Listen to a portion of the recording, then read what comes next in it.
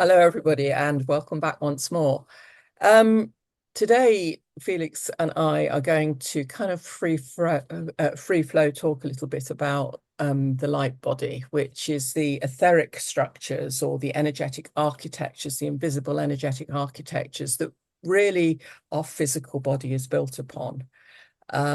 This doesn't just manifest out of nothing. There are layers upon layers upon layers of different architectural energetic geometries that go to produce this, and it is incredibly complicated when you get down into the nitty-gritty of it.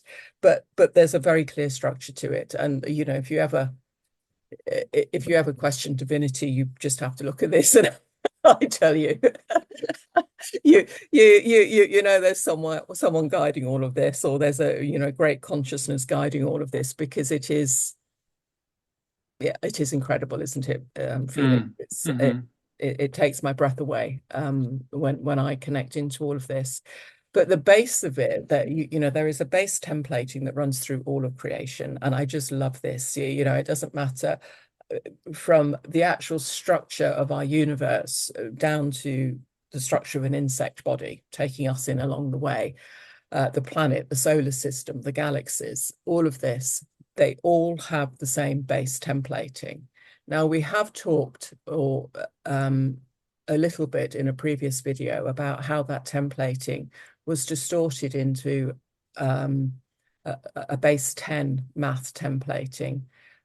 So you might want to look at that if we're not making sense. But our true organic templating is base 12, and we are moving back into that.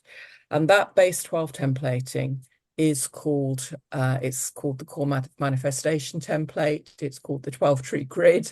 It's called the Kathara grid. There are various names for it, and it's worth just mentioning the fact that there are different ways of referring to it. But you know, I'll hand over to Felix here, and he'll maybe talk us a bit more about it, and I'll throw in my two penneth where Yeah, yeah, that would be great. where he can. You know, just to sort of say at this moment, both Felix and I are writing about the light body at the moment, and we are, both of us, you know, we keep getting together, don't we, Felix, and kind of saying, Yeah, we do. Thank God for have that. you worked this bit out yet? Yeah, it's Yeah. I mean, it's so complicated, and just to kind of get your head around it, in what we're both writing about is basically to put the structure into a format in order to, like a kind of one of those anatomy science books that you'd get, in order to be able to understand and comprehend how it all kind of syncs together and links up, and then how to work into the healing part of it as well. Yeah. So where it's kind of needing healing. Yeah, because I mean, as I said, this is our base template, and Hmm. distortions or dis-ease within the body Hmm. manifesting out of energetic imbalances. Hmm. So Hmm. if we can get that template right, if we can get that template, all the energy flowing within it, all the various channels at all the various levels, then you know the physical body that manifests out of it. Hmm. I was going to say perfection, but maybe I'm reaching Work in a little progress. there, reaching a little there. But yeah, Yeah. it's balanced, it's harmonious, it's working as Mm. it should. Mm. Yeah. So, like we said, we are working through this as well at the moment, and sitting down talking about this live sometimes just allows the channels to open up to bring in new information as we kind of go through it and work it out in real time. So we start off with the 12 tree grid at the base level, which is the organizational template that arranges your consciousness into 12 dimensions. And as this kind of arranges the consciousness into a structure, this basically categorizes it into a kind of layers upon rainbow light, or light wave spectrums. Okay. The second layer that comes up, well, it's another layer on top of this that's created from the 12 tree grid, would be the hover bodies. And these hover bodies, they govern the masculine principle. So all of the rod functions kind of come from this, and I think Saira's a little bit further ahead on this one than I am. Yeah, Um, they give the horizontal structure. So if you kind of think of yourself sort of standing here, they put the horizontal structure into into the energy body. So they hold the horizontal energies. mhm, Um, And within them, you have what are called shields. In Mhm. fact, the shields themselves, which are frequency shields, they emanate the Hover body out from the shield itself, which kind of is like a tissue capsule around it. And where the shields go in at various levels, it talks to the different levels of consciousness. Some of you Mhm. may be aware that, here in this particular density, or at the 3D level, it's the ego, personality, self we're all dealing with, and by God, don't we have fun with it. But we are moving into the soul level of self, and that's another what's called station of identity. So we are moving our consciousness, our whole consciousness construct, onto this different platform, because the shields are platforms of perception, the way we view the world. So we'll be viewing it from a soul perspective, and then we move up again to the next shield Mhm. as we learn the lessons, shall we say, or we come into resonance with higher and higher frequencies. We will then move to the next platform of perception, which is called the oversoul or monad, and the one above that, which is the avatar self. Mhm. Mhm. So, Lovely. yep, shields and Yeah. home bodies. Nice one. So as we've kind of gone through that level, the layer above that, I would say, would sit as the Hara line, the vertical pillar, Yeah. that runs directly through the light body. And this Hara line, you've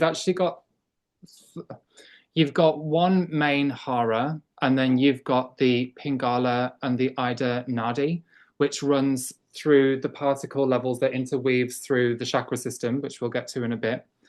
And this is like the pranic tube. So this is how you kind of pull in life force on a vertical perspective, and then re-energize your light system. And So that as we really kind, sits, that already sits around, as you said, the fifth shield. We've got four shields that go in horizontally. The fifth shield, which is the shield from the very highest levels, when it goes in, it mm, goes vertically, and the energies weave around it, and you've got the mhm, pranic tube, mhm, um, mhm, as or the Hara line, and mhm, that relates back, if we're going down through the layers, as it were, it relates back to the central column of the Kathara grid. So, I mean, mhm, it emanates out into these, layers, and takes on mhm, different constructs, but it comes from the base outwards. mhm, mhm, mhm. Perfect. Yeah. So where we've got that Hara line, this is the central channel where we've got the crystal chakra keys that birth from the signets, which sit in the hover bodies. So these signets then create the crystal chakra keys, and these layers basically govern the release of interdimensional information correlating to their specific dimensional frequency band, which then relays the information through the corresponding axiotonal line, which is we'll get to in a minute, and then into the corresponding chakra. So each dimension, each chakra the chakra, the dimension, the axiotonal line, the sphere of or Sephiroth on the 12 tree grid, they all correspond Mm. with a particular color, and they have a specific line as to how this kind of moves in and out of the body. So where we've got this crystal chakra keys, this births the seed of the chakra. This seed of the chakra basically is the base formation of the chakra, but it also Mm. corresponds to a specific strand of DNA as well. So this is how the DNA starts to rehabilitate. Where we've got the crystal chakra, um, keys, there's also this next level above that is, or not really, it's kind of the same level, Mm. but yeah, this axiotonal line which runs a frequency pattern to carry the information through into the chakra. Yeah. Okay, and then that and, gets and, fed. and distribute it through the body as well. Yeah, Yeah. yeah. So then that And gets fed. into the auric, Yeah. uh, the levels of the auric body, because the axiotonal lines all connect into the levels of the auric body as well. I mean, it is Yeah. complicated, so you know. Hmm. I feel like we need to draw pictures, and I'm I was going to say absolutely I might just I'm crap at drawing I pictures, might just put some unfortunately. pictures up on the video actually. So yeah, Yeah. if I can figure out how to do that. So where we've got these axiotonal lines, yes, it runs through the auric layers, through the different dimensional auric layers. It also connects in, as I believe it connects into the meridian lines as well. Yes. Okay. And they start to recirculate life force through the body. So as this hits into the chakras, um, between layer 2 and 3, 3 being the chakras, 2 being the crystal chakra keys, the hara line, the axiotonal, the crystal chakra seeds, we've then got the nadial structure, like the Ida and the Pingali nadi, or Pingala nadi. This interfaces through the chakras with masculine and feminine currents that weaves like the caduceus Mm. through the energy system. The And Shumna being the Hara line. yeah, the Shashim is the hara line. As these kind of intersync through, this is a kind of a nadial structure in and of itself, or a part of the nadial structure. So this nadial system, probably, I would say, the most important thing to heal about the light body at the moment. This is the interface between the soul and the personality. So when that's been damaged, the relaying of information cannot proceed through to the awareness, and then we've got a kind of disconnection between the soul and the personality, and also ultimately into the higher levels as well, because it also runs through the rest of the auric field. The nadis, or the nadial structure, is a central nervous system blueprint that relays the information. As the chakras have processed the information, it goes into the seed and then it expands out through the nadis to update. So as it hits into the seed, it runs down to the strand of DNA, goes into the dark matter template, updates the dark matter template, comes back up, and goes back out to correct the nadial structure, which then rehabilitates and recommunicates the organic coding of receivers and transmitters of soul source frequency within the body to bring into the personality. So as all of this kind of goes through a big upgrade, the central nervous system begins to send the correct information through the heart to the mind, through the whole body, and you start to send and receive the God source frequency through your own structure. So it starts to recirculate the information correctly. Yeah. And And this, it yeah. comes back, it comes back to what we were saying about we've been living in a distorted base with a distorted base 10 template for a very long Mm, time. mm-hmm, And the rehabilitation of the light body. mm-hmm, I mean, you don't need to, all of these levels of complexity, unless you're really a healer, you probably don't need to know or understand it unless you wish to. mm-hmm, But it is about the rehabilitation of the light body back into its true organic base 12 mm-hmm, tree of life structure. mm-hmm, And as a consequence, as Felix says, there's a lot of rehabilitation and a lot of healing to be done in mm-hmm, certain areas. And some of us have had, a lot more damage than others, and so on and so forth. Um, so yes, just an awareness of the fact that there's a lot more going on than just this. And when there are physical imbalances, coming to someone like Felix, who helps to sort out the energetic side of things, can have a very big impact on our body. And we mm-hmm, are all under the cosh to a certain degree at the moment, because there is this change going on.